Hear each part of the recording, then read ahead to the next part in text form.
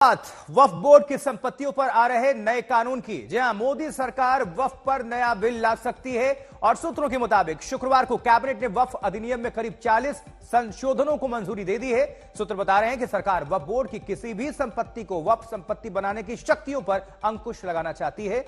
40 प्रस्तावित संशोधनों के मुताबिक वक्फ बोर्ड द्वारा संपत्तियों पर किए गए दावों को अनिवार्य रूप से सत्यापन किया जाएगा, जो कि जरूरी है। आंकड़ों में वक्फ कानून, मूल कानून 1954 में तैयार हुआ। पिछला बदलाव कब हुआ था? यूपीए के कार्यकाल में 2013 में, जहां असीम शक्तियां एक तरह से दी गई थी वक्फ बोर्ड को। और इस बार संशोधन कितने में? 40। कुल वक्फ बोर्ड 30 है।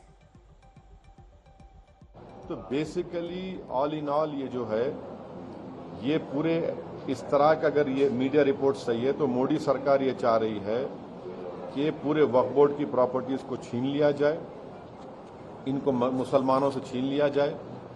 और वो थ्रेटन कर रहे हैं वक्फ की प्रॉपर्टीज का जो कंट्रोल है वक्फ बोर्ड्स के ऊपर, ताकि उसमें तमाम लीगल एम्बिग्युइटीज पैदा हो जाना, और इससे और वक्फ की प्रॉपर्टीज का नुकसान होगा। यानी कि अल्लाह की संपत्ति माना जाता है वक्फ, तो उसमें कोई भी कोर्ट इसमें हस्तक्षेप नहीं कर सकता। और आप सोचिए 8.5 लाख से ज्यादा संपत्तियां दर्ज हैं जो रजिस्टर्ड हैं, बहुत सी प्रॉपर्टीज रजिस्टर्ड भी नहीं है। अब आप देखिए, चाहे इस्लामिक देश हो, टर्की हो, सीरिया हो, लेबनान हो, टूनीशिया हो, सूडान हो, वहां पे भी वक्फ का कोई कॉन्सेप्ट नहीं है कि कोई वक्फ बोर्ड होगा और वो संपत्तियों को देखेगा। लेकिन क्यों हमारे देश में हम जानते नहीं। वक्फ का जिक्र संविधान में भी नहीं है, लेकिन है।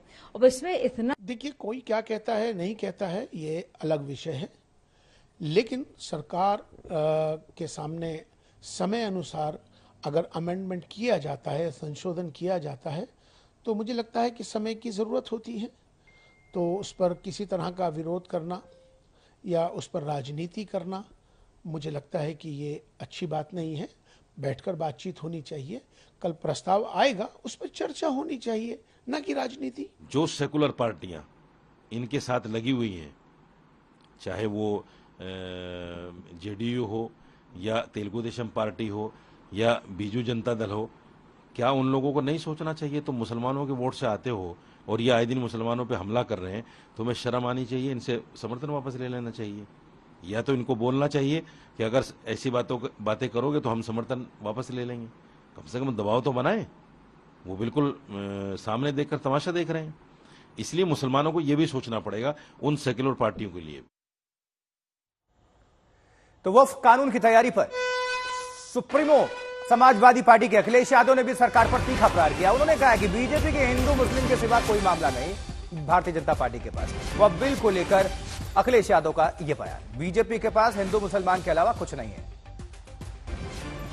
बीजेपी के पास हिंदू मुस्लिम या मुसलमान भाइयों को कैसे उनके अधिकारों को छीना जाए, उनकी अधिकार जो मिले हैं, जिन्हें आजादी के अधिकार हैं या उनके स्वतंत्र जो अधिकार हैं, उनके अपने धर्म को लेकर के अपनी कामकाज की व्यवस्था को बनाए रखने के लिए।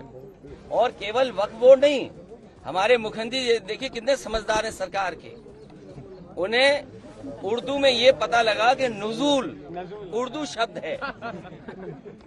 उन्हें समझाते रहे अधिकारी के नजूल का मतलब कुछ और है, लेकिन उन्होंने कहा नहीं, नजूल मतलब मुसलमानों की जमीन है ये।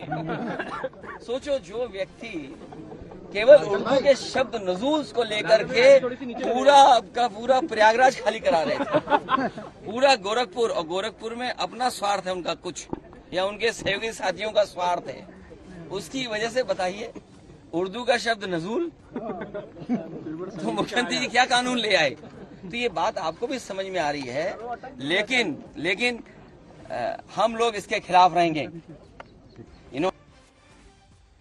तो नजूल संपत्तियों को लेकर पूर्व बीजेपी सांसद ब्रजभूषण ने यूपी सरकार को चेतावनी दी है। उन्होंने कहा है कि अगर नजूल संपत्ति कानून बना तो उत्तर प्रदेश में भूचाल आ जाए।